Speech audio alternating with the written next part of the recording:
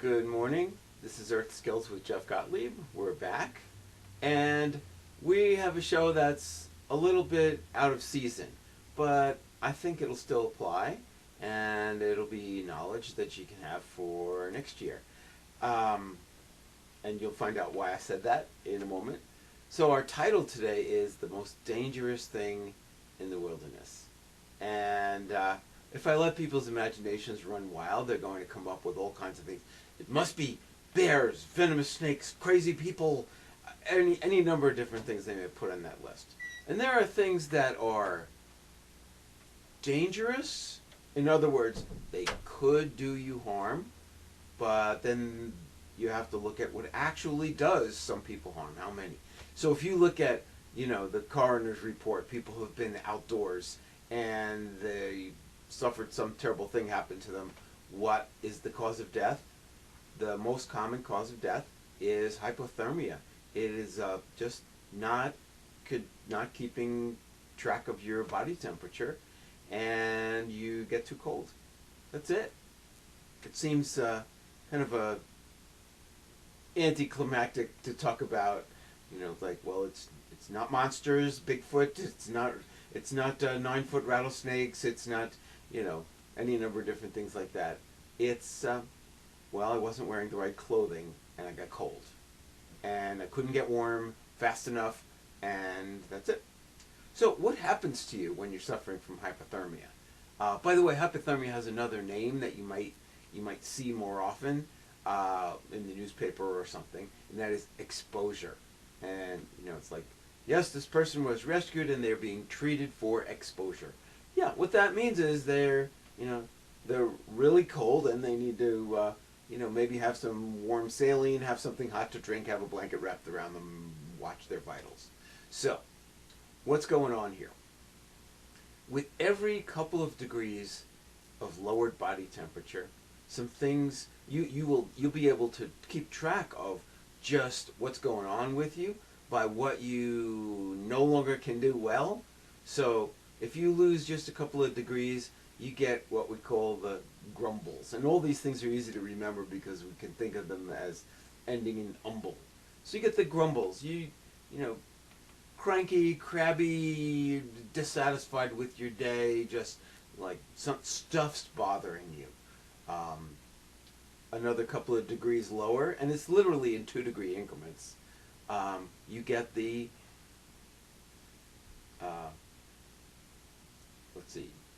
the mumbles. You'll find that when your face is cold and you're cold, you begin to not pronounce your words as carefully. You think like, why can't I say that?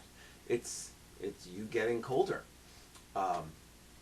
Then you have the fumbles, where if you're holding small objects in your fingers and you just can't seem to close your fingers on things. I used to see this in myself a lot when I would fish early in the season, and I'm trying to tie knots, and after a while, I just really can't tie that knot with my fingers. I know I'm getting cold. I didn't know all of this then. I was just a teenager, but I knew something was going on. I knew I was getting colder. So what's next? So we've got the grumbles, the mumbles, the fumbles, then you get the stumbles, and your large motor coordination is difficult, and you find yourself more easily tripping over things and not walking as gracefully, and then you end up with the tumbles where you can't even walk without falling down. And this is just worse and worse and worse. After that, you're in the crumbles and you're on your way to dying. So we should use these things as warning signs. If you are doing something and you find your manual dexterity is down, you should do something about this as soon as you can.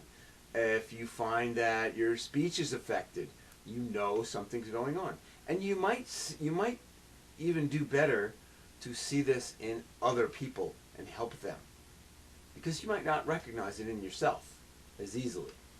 So, those are the things that are going on. Well, is there anything you can do about this? Yes, of course, there are lots of things you can do about this. So what should you do? Well, the first thing you do is good planning.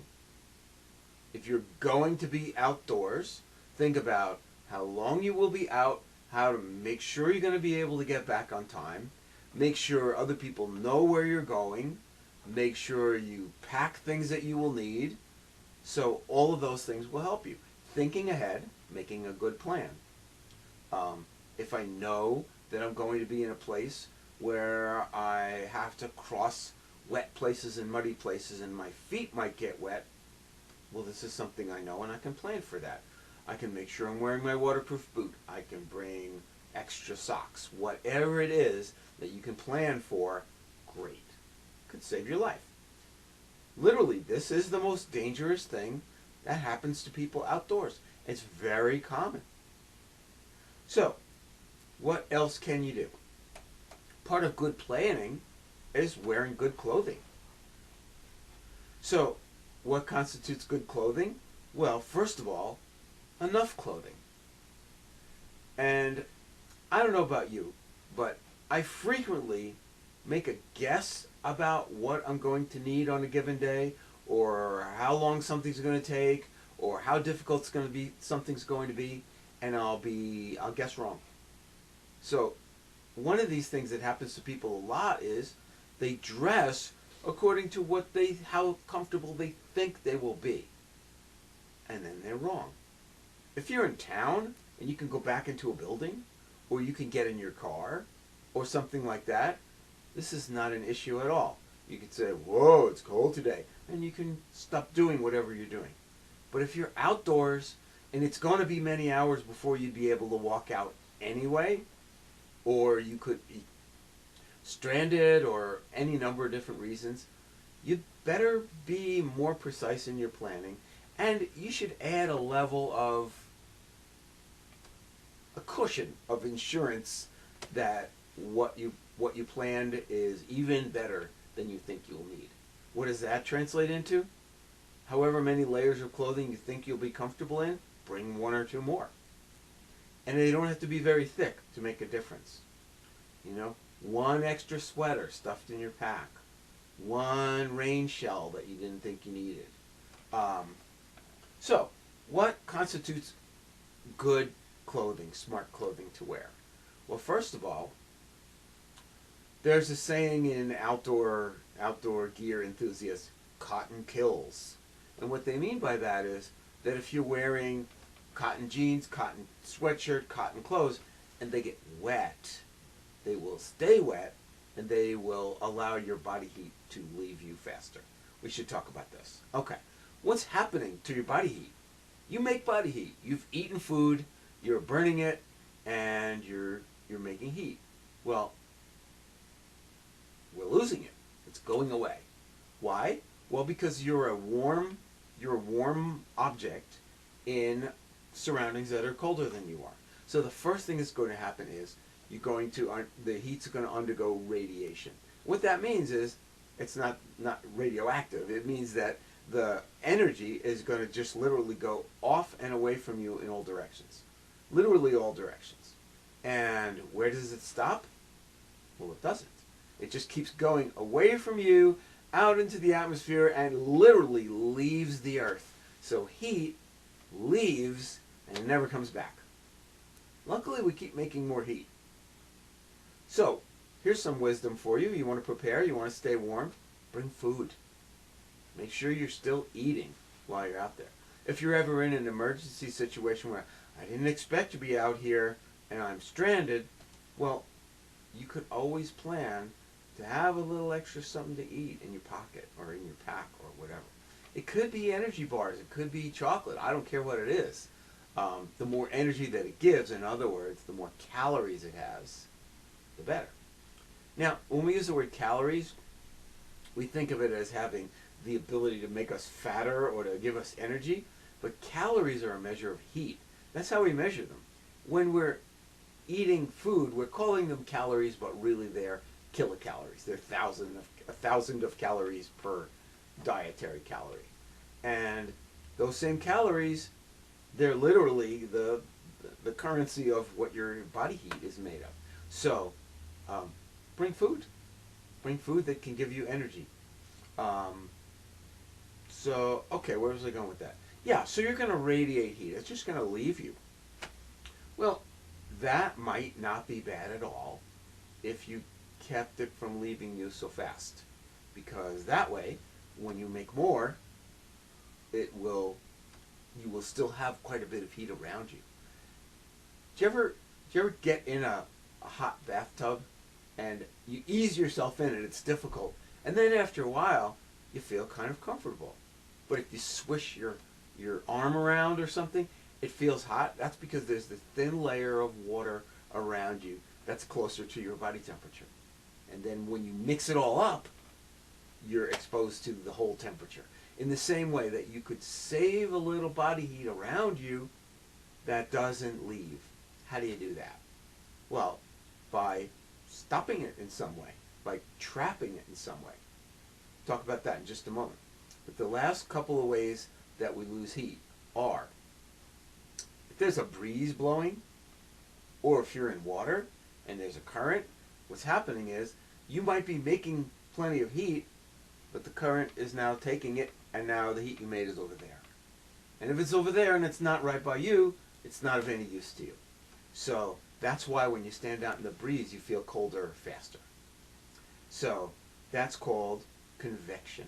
And we have a convection oven, and that works by heat and air movement. So that's why it works. The other way you can lose heat is through conduction. Do you ever notice that even if you're dressed warmly, if you're outdoors, if you sit down on a big rock, in a few minutes you say, why am I cold? Well, you're cold because a lot of your body heat has literally gone from you into the rock. It's kind of like, how would we say it? Kind of like osmosis, but I'm not sure everybody would know exactly what I mean by that. And what that means is, okay, we're talking about the second law of thermodynamics, which is entropy. And entropy says that left to themselves, things will go from a state of order to a state of randomness, all by themselves. We know that. Go ahead, clean your room, and then look at it a week later. You'll see. And what the classic example of this is, you take a shoebox and you put marbles in it. A white marble, a black marble, a white one, a black one, a white one, a black one, a white one, a black one, all in order. And then you have this neatly arranged box, and you just kind of shake the box a little bit. Then look in the box. They will not be in order anymore, because just going to happen. So what happens when you have your heat all neatly separated because you're warm and the surroundings are cold? What happens? Well, what nature wants to do is make everything even. Everything's going to run downhill till it's all the same temperature. You know what? If you're sitting on a really cold rock and you raise the rock half a degree, the rock doesn't care. But if it takes a lot of your body heat to change that rock half a degree, you will care. Matter of fact, you may never care again. You may die. So you really need to be thinking about this. And I love it because it's a great vehicle for teaching children physics. You know, physics, when you teach it in the classroom with a lot of the math, makes it challenging for people to care about it, and it's hard to do if you're not comfortable with math. But when you have this kind of personal relationship with physics, it matters better. You understand it better. Okay. And I was one of the ones that didn't enjoy physics and found it very difficult in school. And now I'm teaching physics through wilderness survival. So, okay. So what do you do to keep the heat around you? Not let the convection carry it away, not let conduction pull it right out of you, not let radiation make it escape. Insulation, that's what you do. So, insulation, when it comes to you, would mostly be, well, your clothing. Insulation works by trapped airspace, because we know that heat travels through solids really well. Travels through liquids not so well, but it mixes in liquids really well. And it doesn't travel through air very well at all, but it mixes. So, if we could only get the air to hold still, you could get to keep the heat you made. How do we do that? Little trapped pockets of air. Where are there little trapped pockets of air? Think of bubble wrap, okay? Those are trapped pockets of air. They cannot exchange the air that's inside the pocket with the air that's outside. So, where else does that happen? In your clothing. If you wear just one thing, say I'm wearing I'm wearing thin pants and a t-shirt, but I'm wearing a windbreaker. That's not much, because you have just the amount of air that's trapped between you and the t-shirt, which is nothing. They fit you very closely. And what's trapped between the t-shirt and the windbreaker, which is limited and also all open in there.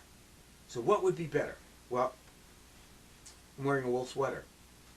Wool is famous for being good at this, because if you look at just some sheep's wool, or just look at a sheep. I like to look at a sheep. And their hairs they're wavy and they're thick, and there's little curls and loops and things like that.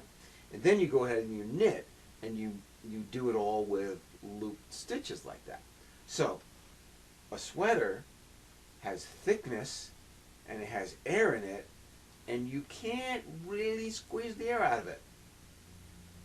I'll go you one better. This is my favorite sweater because it figures into a story that helps me teach about hypothermia. My friend and I were with a group of people. We were canoeing in the Tuckasegee in December, and the air temperature was 67 degrees. It was a really nice day. The water temperature was not 67. It was probably about 45. So I forgot that this one stretch of rapids, if you have a lot more water in the river, it's going to be more difficult to navigate it. So we're in a canoe that's not really a whitewater canoe.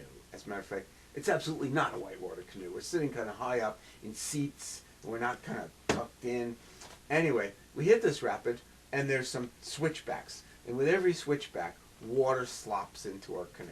So, the more water you have in your canoe, the harder it is to maneuver. So by the time we get to the next switch, we're doing more poorly at avoiding the bad spots. So by the time we get to the third one, the boat is 2/3 filled with water. And when that happens, the boat doesn't respond to your balance. It sloshes, it rolls, and there's nothing to stop it from rolling all the way over. So we're in it going, I hope we can hold it up. Hey, we're going to do it. No, we're not going to do it. I really don't want to go in the river. Oh, we're going in the river. We had all this time to think about it and wonder, are we going in or are we not going in? Finally, the canoe dumps us and we're in the river. Now, this is a pretty shallow river, except this particular spot, because it seems like it was a little waterfall and a scoop below it. So we're in the water and we're swimming the boat to shore. You don't think the Tuckasegee's deep enough to swim in, but we're wondering why our feet are not touching water. So we're swimming. And you know what? We're in the water about 8 seconds when I'm thinking, wow, my legs are cold. I was wearing jeans. Oh, my hands are cold. My neck is cold. My face is cold. Hey, my torso is not cold. It's like, what? I'm underwater in this freezing cold water. I was wearing this sweater. This is not a very thick sweater. I was literally underwater, and this sweater was insulating. It was working. So I'm like, hallelujah, I've seen the light. I am a wool believer. I believe in wool. So, all's well that ends well. We got out of the river. The car was actually not very far away. We dumped the water out of the canoe, got back in it, did the rest of it, when the car turned on the heat. We were fine. But it could have been much, much worse. Much, much worse. Because once you get out of the river and you're soaking wet and you're that cold, if you don't either get near a great big fire or completely change your clothes or get out of there, you're not gonna make it. So that could have been the end if we weren't like kind of basically floating through people's backyards while we were there. So we weren't really in a wilderness situation, and we were close. So, but anyway, it made me a believer in wearing the right buy clothing because if it'll keep you warm in a river in December, now we got something. So why wool? Why not all these fancy synthetics? Well, I have other reasons. I have a number of reasons why I like wool. One is it's cheaper. Some of these fancy synthetics that are designed to wick water away, keep you cool, insulate, they're $150 for a shirt or something like that. Some of these things are crazy expensive. Go to the thrift store and you get a wool sweater for $5. It's perfectly good wool. I don't care if it's an ugly wool sweater for $5. I don't care if it's the ugliest sweater you ever saw. Put it on under your coat and you'll be much, much more comfortable. And again, it will insulate even when it's soaking wet. Like you could wear it in the rain. For most situations, I would rather wear a wool sweater and be wet in the rain than wear a completely waterproof raincoat that makes you feel clammy inside and keep the rain off of me. I don't mind getting wet as long as I'm not getting cold, for the most part. So anyway, what other things can you wear made out of wool? Other reason why I like wool. It's a natural product. It comes from giving a sheep a haircut. It's pretty ecologically responsible. It isn't cruel to the sheep. They seem to be a little upset with you when you give them the haircut, but after that, they're absolutely fine. Unlike most of these synthetics, which are petroleum based. So I would rather not support that. I would rather support growing sheep and giving them haircuts. And then knitting. And one of the things is that knitting can be just a wonderful cottage activity.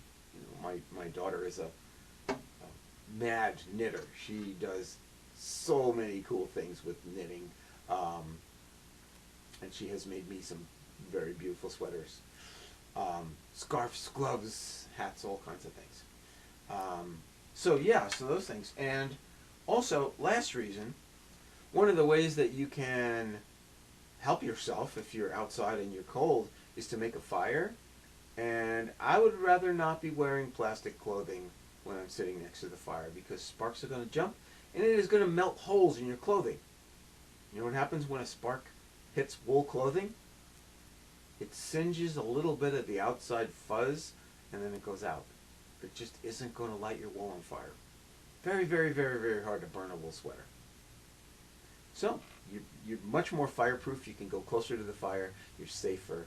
It's not going to melt the clothing and make it stick to you, much less damage the clothing. Melted plastic will damage you. So, all right. So what are some wool garments that are valuable to have? First of all, wear a hat. Here's a nice hat. This is a thick insulated watch cap sort of a hat. My dad had a saying that it turns out is not completely accurate, but it was so cute that I repeat it a lot, and it at least expresses a point. And that is, if your feet are cold, put your hat on. And of course that was like, what, but if my feet are cold, why would I put my hat on? Well, his idea was that if you lose a lot of heat through your head, and we do. A lot of the radiant heat is coming off your head, your neck, and your upper chest. So even if you don't do anything about your entire rest of your body, put a nice warm hat on, and you're in much better shape. You know what? I bought this hat. It is too small for me, but that's okay. But a wool watch cap is a big deal when you're cold. Also when you're out in the rain. It makes a big difference if the rain is not directly wetting your head. So anyway, a wool hat. A scarf. Things like that. And wool socks. Or wool blend socks. Admittedly, 100% wool socks tend to get shredded a little sooner and fray a little sooner, and you'll get holes in them a little sooner. So I don't mind these wool blend socks. These are great. They're not very expensive. There's loads of different brands making them. They're nicely padded. They're really comfortable to walk with. If you're out in extreme cold, walking around in the winter in the snow, and you feel like just regular shoes and one pair of socks is not going to be enough, you can make sure that your shoes are generously sized and wear 2 pairs of socks. Put one pair right over the other one, big difference. But don't make them tight. You don't want to squeeze your feet and you don't want to compress out the trapped air. So the best thing you can do is to have socks that fit you closely, and then have socks that are bigger, and then have shoes that are bigger, that fit you perfectly when you're wearing 2 pairs of socks. And boy, oh boy, that makes a big difference. First of all, in your walking comfort. Second of all, in your ability to not have like soaking wet feet. And third of all, just plain old insulation. Makes a big difference. Something that I wear all through the winter are wool blend long johns. These are made by Filson. They're great. They're thin. They don't weigh much. But they make a gigantic difference in how comfortable you are. I love these things. All right.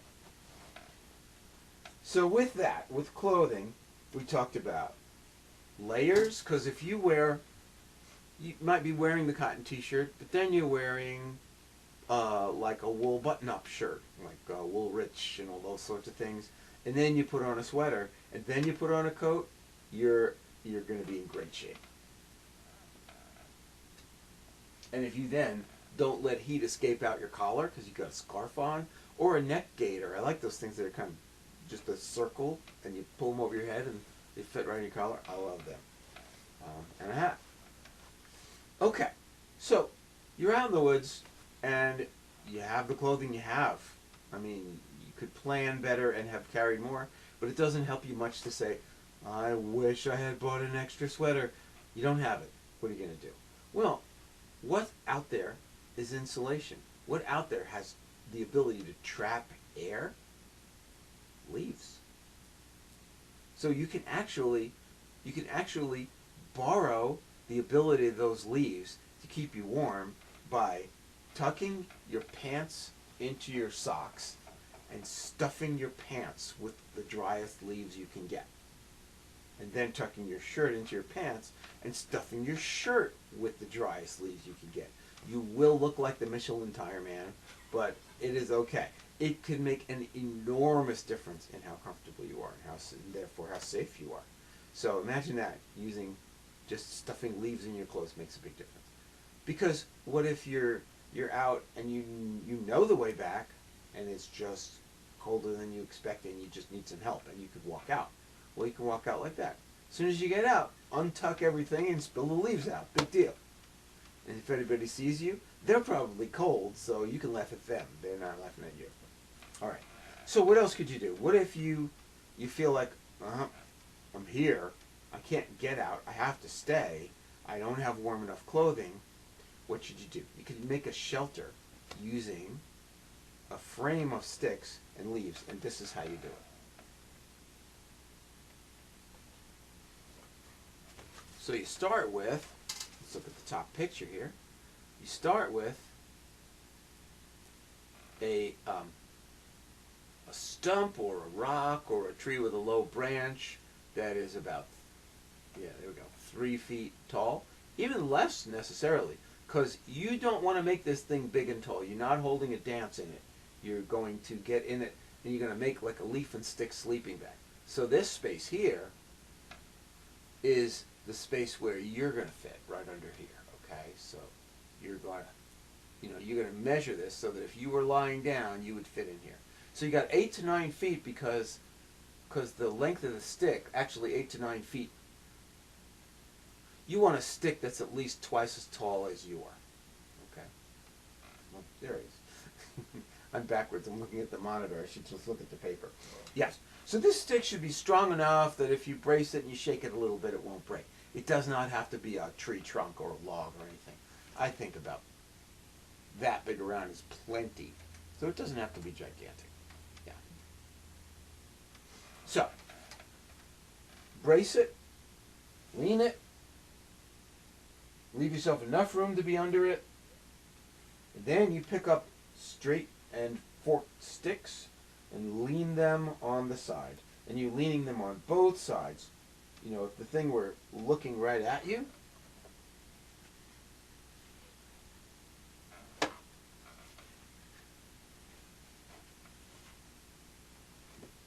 okay, I'm not ready for that picture yet. Okay, if the thing were looking right at you, the sticks would be coming, there we are, down at an angle. Now, what angle? If you make them steep, you know, nearly vertical, so that you barely fit in there, yeah. If you make it steep so that you barely fit in there, it means that you don't have to put very many leaves in the inside to fill it, but it also means that the leaves may slide. It will run water off better, but the leaves might slide down. So there's such a thing as too steep. There's also such a thing as too wide, where it's easy to get the leaves to stay on it when you put the leaves on it, but it's also easy for rain to penetrate right in. So you'll make some, you'll try them, they'll work. Okay, so the sticks are all leaning. You've got basically like a stick tent frame sort of a thing.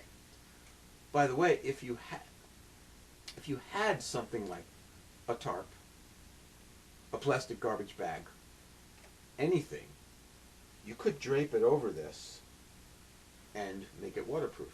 And then you could put leaves on it. You could put the leaves on next, and then put the tarp on it. You could put the tarp on now, and then put the leaves on it. Okay, next thing.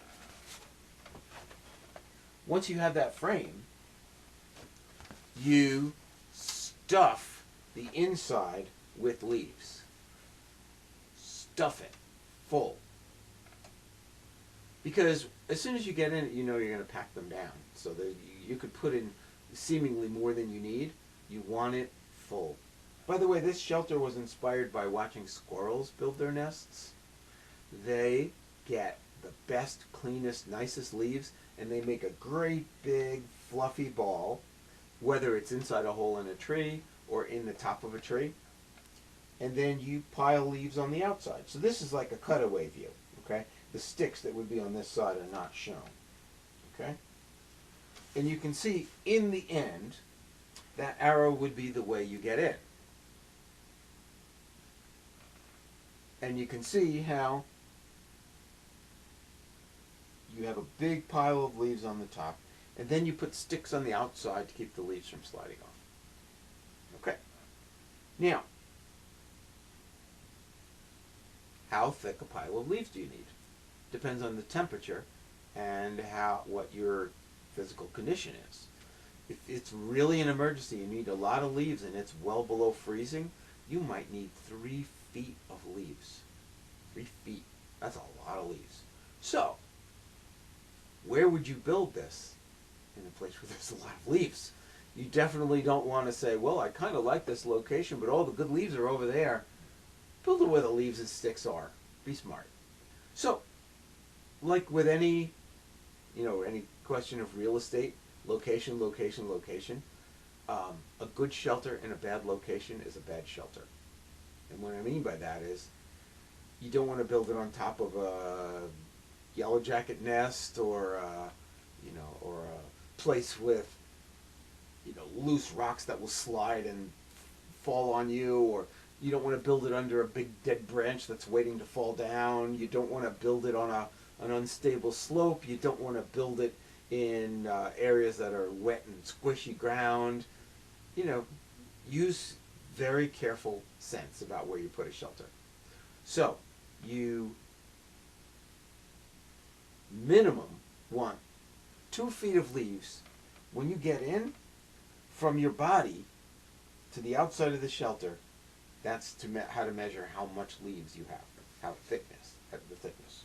So, if I'm in there and it goes 2 feet to the outside, that's a pretty good amount of leaves. But if you're in a good location, you could do that in an hour, especially if you're enthusiastic and you work fast. It's not rocket science. It's picking up leaves and putting them. So you can go fast, and you don't have to be all that careful with it. You're just doing the best job you can. So this thing is all fluffy. It's full. And then you're going to get in and wiggle your way in and amongst the leaves. And you want this big enough that you could literally disappear in the leaves, pull the last of the leaves around your head, and you're in there. And the mark of good insulation is that it insulates for everything, including sound. So one of the things that I like about this is you get in one of these places, it's very quiet. It's really insulated for sound. So you get all the way in there, and that's it. You're good. Here's a problem. You get in there, you're lying down on some leaves, and you have some leaves over you, but you're pressing down the ones under you. The ones over you are coming down with you, and you're leaving a gap at the top of the shelter. And therefore, there's an airspace exposed to the outside, and convection can steal your body heat. So what do?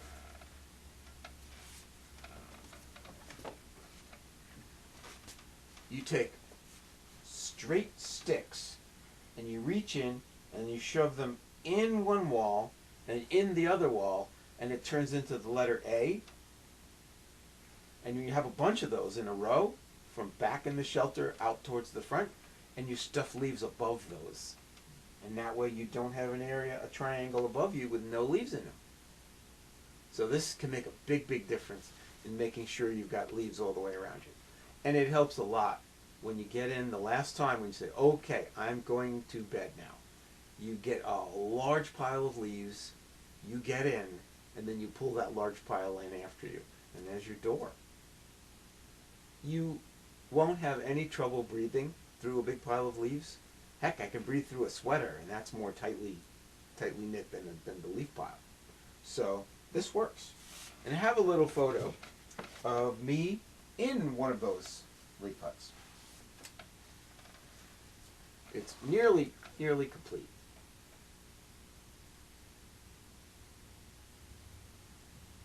So I am in a big, big leaf pile, pretty far in there. It was a big log that was already fallen. I did not have to prop it up. It just was. Sometimes you can find the right circumstances for a shelter, and it's half built for you already. So there I am. I just need some more stuff to pull in the doorway after me, and maybe some sticks to keep the leaves from blowing away. So this works out. By the way, this picture is like 25 years old. I've been doing this for a while. So, truth be told, 11 people worked together to build that shelter, so it goes a lot faster to have more people. But how many people can you put in a shelter like this? Well, if you put a lot of people, they're all lying on the ground, so it has to be wider and wider and wider with the more people you put in there. So, there's a limit. If it's too wide, it has to be too tall, and you can't heat all that space, and you're going to need too many leaves. So, probably better to say 1 or 2 people. And those 2 people better get along really well, because they're going to be definitely in each other's space. So, what do you do if you have a number of people? You might prop up your ridgepole, and then have the next couple of people prop up their ridgepole right next to it. Maybe there's a big log propped up across the ground, and you put one ridgepole, and a second one, and a third one, and then you each do your sticks, and basically you share the big leaf pile. So you can do that. So this illustration and this description is in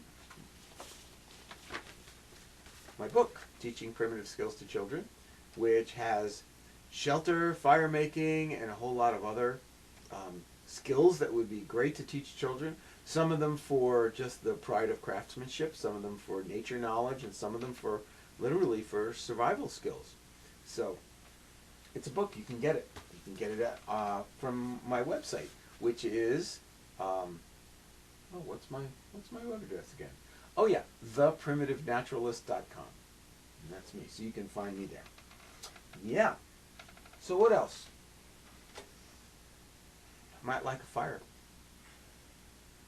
It is harder to stay warm with just a fire than it is to stay warm with just a shelter. But if you have a shelter and a fire, now you're in business. Tom Brown Jr., who's one of my teachers, said once, um, a shelter without a fire is a pile of sticks. A shelter with a fire is a home. I'm like, okay, I see that. The fire makes you really, cozy. It also, if you're lost in the woods and you don't have a fire, you feel like you're in the entire big woods. But if you have a fire, you have a focus. You have this one little area that is yours. This is your camp. This is where you're making your stand. This is where you're thinking and making your decisions and taking care of yourself. So the fire brings it into a manageable area a little bit. Yeah. So whatever method you choose, I'm not going to go deeply into fire making, but there are some things that are good to know about using fire making for keeping yourself warm. And one of them is, if you're building a leaf hut, like I showed, don't build the fire right next to it, because it is made of dead leaves and sticks. So you could get real warm there for a minute, until you turn crispy. So the radiant heat from the fire is enough to make a difference in your shelter. So make it 15 feet away, or some distance that you're managing it carefully. If it's not windy and you've got a good secure fire spot. What else would you like to know? Well, okay, fire will produce more heat for you if it is not radiating the heat off in all directions. What could you do about that? Well, you could make the fire up against a rock wall, or a vertical log pile, or a fallen tree. You don't want to put it smack up against a fallen tree, because it will make a fire that's hard to put completely out. So just make it so that when the heat is radiating outward, it bounces off something and comes back towards you. And the most comfortable would be if you have a wall behind the fire and a wall behind you. And that way, the heat that bounces off behind you comes back, and the heat that bounces away from you comes back. It's tremendous. And if you have a rock wall, you're going to heat the rock a little bit, and even after the fire quiets down, you're going to be getting a lot of heat from that fire. So these things work. These things save people's lives all the time. Would you call it saving their lives if they just know what they're doing, and they're just like, okay, I'm going to go camping and I'm going to use this technique and that technique and this technique, and I'm going to be comfortable and happy, and it's not an emergency? Did that save their lives? No. We do all kinds of things that keep us safe, like wearing clothing when it's cold out and having heat in our houses and, that sort of stuff. We just consider that normal day-to-day stuff, which makes me think that these things we think of as survival skills, if you practice them and you make them part of your toolkit, so to speak, and you're comfortable with them, it reduces the number of situations that qualify as an emergency. And if they're not an emergency because you know exactly what to do, you've done it before, you're well practiced, it's like, okay, my friend fell through the ice and he's wet, I need a fire, then I'm going to get this, I'm going to get this, I'm going to get this, I'm going to put this way, and I'm going to light it, this is going to make this much warmth, it's against the rock wall, here you sit here, we're going to dry your socks, we're going to dry your shirt, whatever. So, if you're not out of control and you have skills, it's not an emergency. Which, I don't know, but for me and for anybody I can think of, that's got to really contribute to peace of mind. And so, it's part of why I like to teach survival skills, like what to do about hypothermia. It's so that we feel a little safer and more in power inside our own skins. We feel more confident. If I can solve this problem of, like, what do I do if I'm cold, and I can solve a different problem, what if I want to cook something and I need to make a fire, and I can solve this problem. If I am used to solving problems, I am more likely to treat the next problem that comes up, even if it's totally unrelated, with the attitude that problems are for solving. We can solve them. So I think it's a survival skill for real life. You know, you learn how to save yourself from hypothermia. It might not help you in your office job, but the ability to solve problems will. So, so I like this stuff. I think it contributes to more peace of mind, less feeling like you have to panic, more feelings of being in control of your own life, which is great for your peace of mind. So, that's pretty much it. I hope this content saves some people's lives, because it totally does, and it completely could. So, this has been Earth Skills with Jeff Gottlieb. Check me out on Facebook on at theprimitivanaturalist.com, and take a look at my website, theprimitivenaturalist.com. Thanks, everybody. Stay warm.